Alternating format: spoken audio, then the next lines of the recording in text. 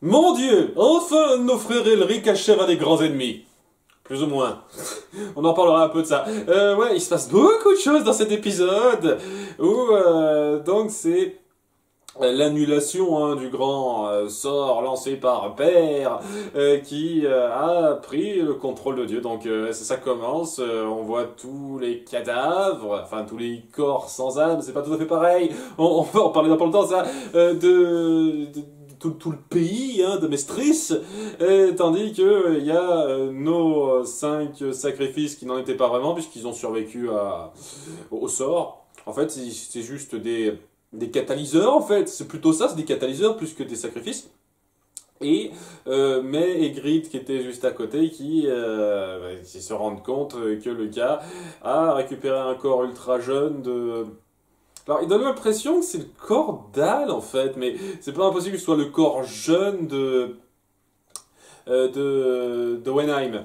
Je sais plus, étant donné que c'est son père, c'est normal qu'il y ait des ressemblances, hein, excusez-moi. Enfin bref, quoi, il est dans un corps jeune, il dit j'ai absorbé Dieu, regardez, maintenant je peux contrôler le soleil, tout ça, carrément. Tu te dis ok, qu'est-ce qu'on va faire contre ça? Le mec est ultra puissant, et c'est là que on va enfin revenir sur ce que Wenheim a fait. Il y a plus d'une vingtaine d'épisodes de ça où il a planté des morceaux de sa pierre philosophale, des âmes de sa pierre philosophale partout un petit peu sur le pays.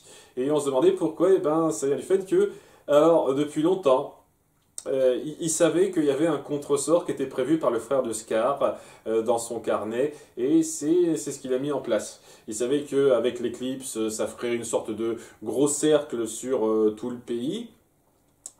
Comment c'est passé, c'est un peu gros ça, mais bon, ok. Et ouais, il a placé des âmes de façon à faire quelque chose de similaire au cercle d'annulation, de transmutation qu'on avait décrit un peu rapidement au bout d'un moment dans le carnet du frère de Scar, parce qu'il était au courant de ses recherches. Ce qui signifie dans un sens que leur recherche sur ce carnet n'a pas amené à grand chose. Quand on y pense, ils ont passé des plombs à trouver ce carnet, à chercher le savoir derrière tout ça, pour savoir en gros ce que Wenheim savait déjà. Je veux dire, voilà, ça fait pas mal de temps qu'il a implanté ces graines d'âme dans le sol, donc il savait ça bien avant que nos héros le savent. Donc ouais, ces recherches de carnet étaient un petit peu... C'est juste pour informer le spectateur, en gros, que ça existe et qu'on va pas sortir ça totalement de notre cul. Parce que je dois avouer que au tout début, étant donné qu'ils ont pas expliqué ça tout de suite, je me suis dit, ok, le mec, il a planté des âmes au sol et il savait que ça contrecarrait le truc. Non.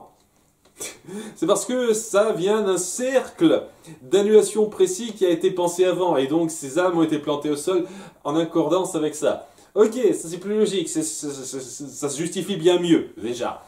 Et donc, ce cercle d'annulation, ça envoie ces différentes âmes au ciel, au néant, enfin bref, ouais, ils finissent par mourir réellement, et ça annule en grande partie ce qu'il a fait. En gros, ça annule surtout le sacrifice qui a été fait pour pouvoir contrôler Dieu. Et donc, à cause de ça, grâce à ça, toutes les âmes qu'il a absorbées pour créer cette espèce de corps ultra puissant s'échappent de son corps et réintègrent leur corps initial. Donc tout le monde se réveille en croyant que c'était juste un gros malaise que tout le monde a eu en même temps.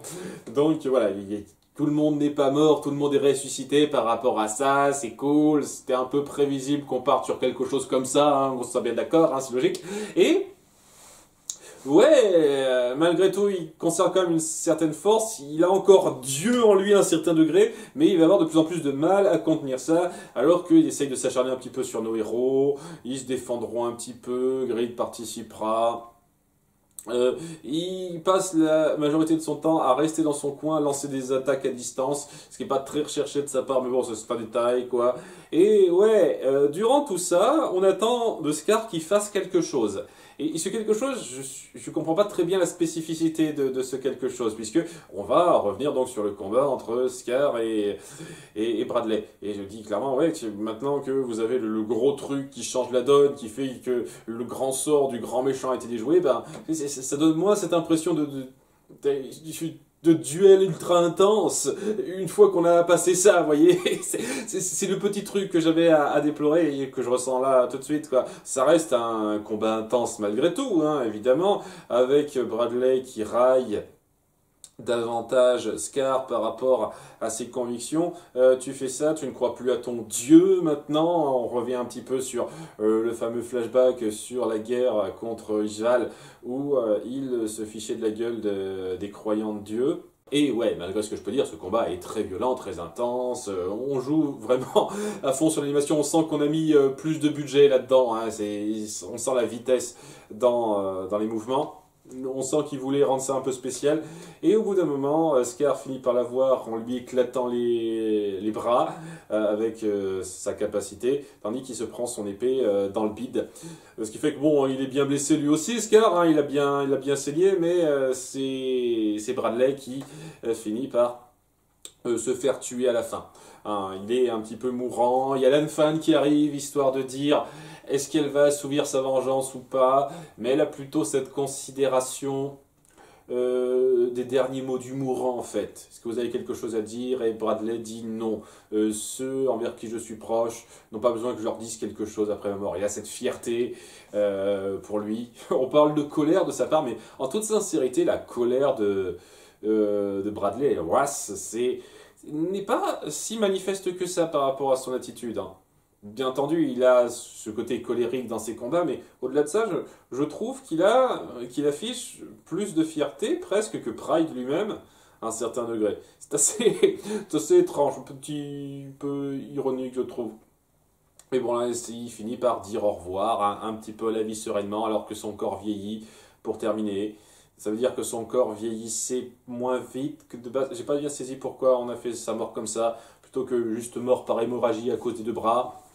Et tandis que, ouais, donc là, celui-là, il est fait, et on va vite se débarrasser de Pride. Puisque, bon, de son côté, il y a Scar donc, qui est libéré de son combat. Il est bien blessé, donc il demande à Lan Fan de l'aider pour aller jusqu'au cercle de transmutation qui a aidé à téléporter les sacrifices sous terre pour faire un truc.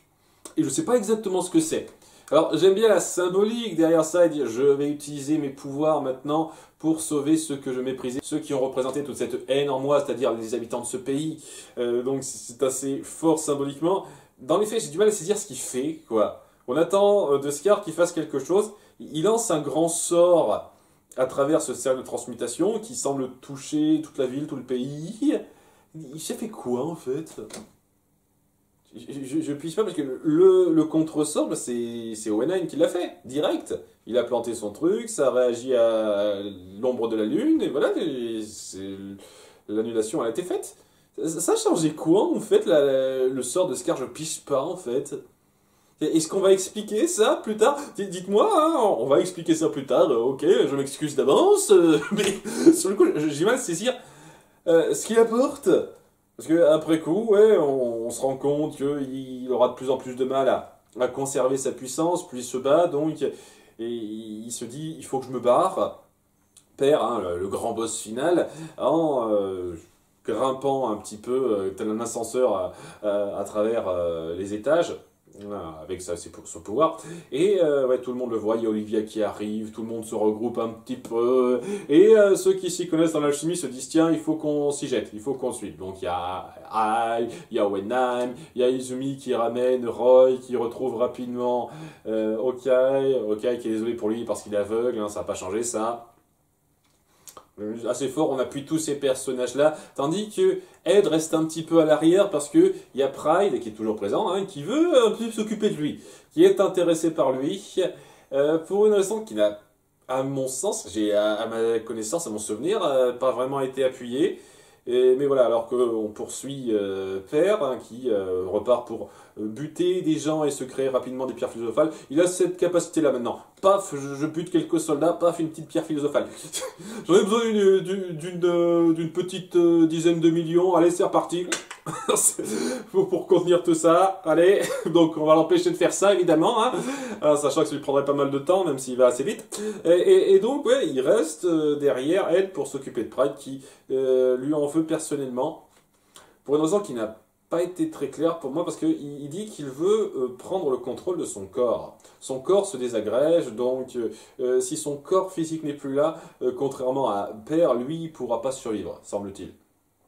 Où il pourra plus être aussi puissant qu'il ne l'est, un peu comme Envy. On essaye de lui donner un corps similaire à Envy. ok, pourquoi pas. Ça n'a pas été le cas pour les autres homonculus qu'on a vus, mais lui, c'est comme ça. Ou alors peut-être que c'est pareil pour Grid et pour Gluttony. Gluttony, au passage, il n'affiche plus les pouvoirs, le fait qu'il a envie de manger, son sens olfactif, il affiche plus ça. C'est comme s'il l'avait plus en lui. Ok, c'est pas grave, bref. Et ouais, il est vraiment pressé de prendre le contrôle du corps d'Ed, spécifiquement Ed, pour une raison pas très claire. Je veux dire, est-ce que ça essaye de revenir sur le fait qu'il est censé être super fan de lui au départ? C'est ça le truc. Quand on essaye d'appuyer, ah, tu veux encore faire ça?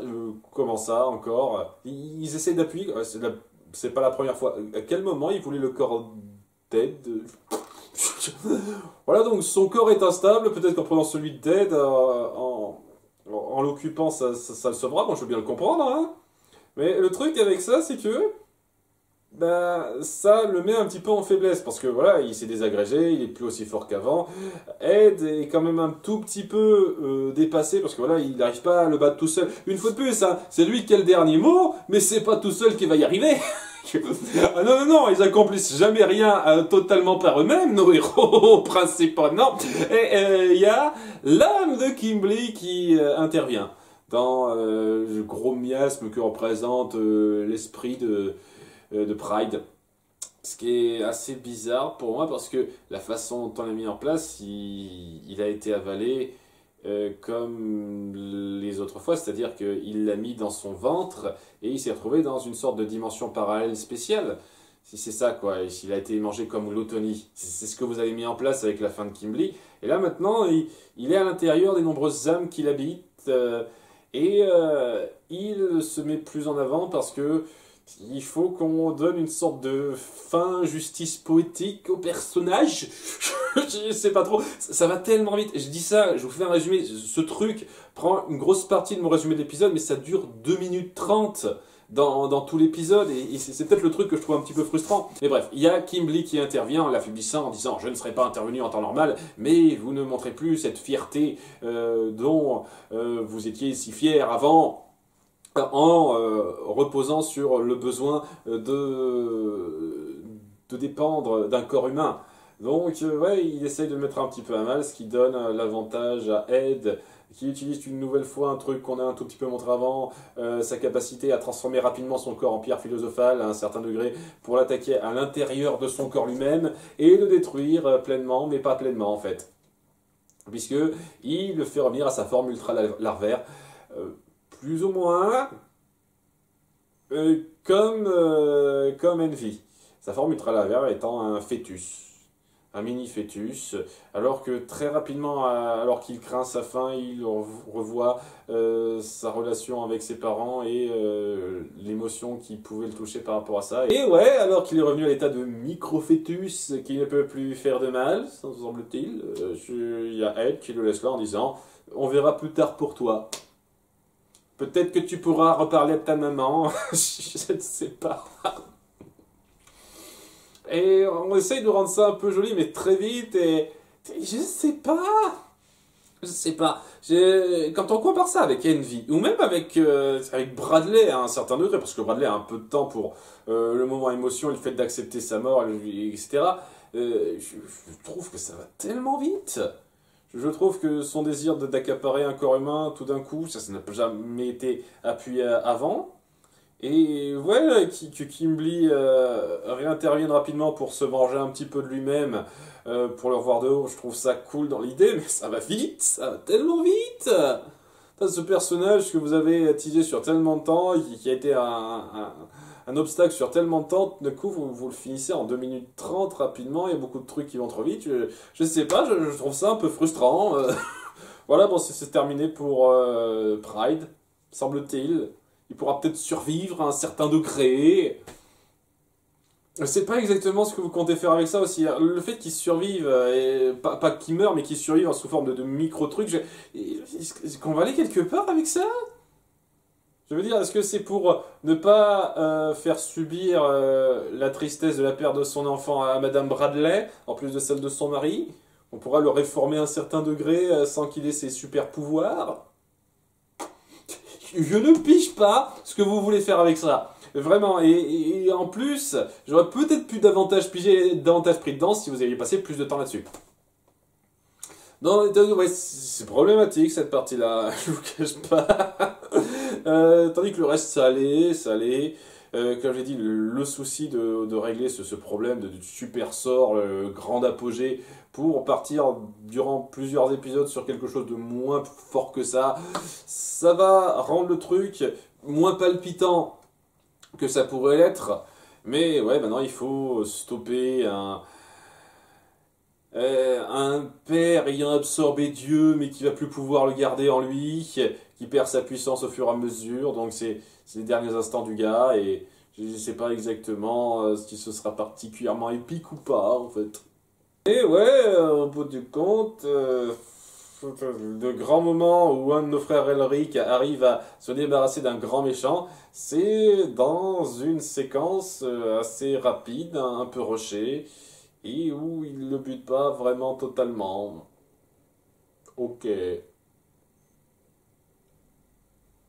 Je sais pas. C'est mieux que rien. C'est mieux que rien. Au moins, il accomplit quelque chose, lui. Hein. J'avais un petit peu peur que Hal ou Ed n'accomplissent rien, mais et qui sait, peut-être que Hal sera celui qui portera le coup de grâce sur Père, en retrouvant son corps d'une certaine façon. On verra bien ça aussi. Le fait est que cet épisode est bien. Il aurait pu être mieux, je trouve, s'il avait été moins rapide dans ce qu'il voulait faire, dans ce qu'il voulait raconter. Hein, je veux dire, l'action, elle passe très bien une fois de plus, mais il y a beaucoup de choses qui auraient mérité d'être plus puissantes que ça.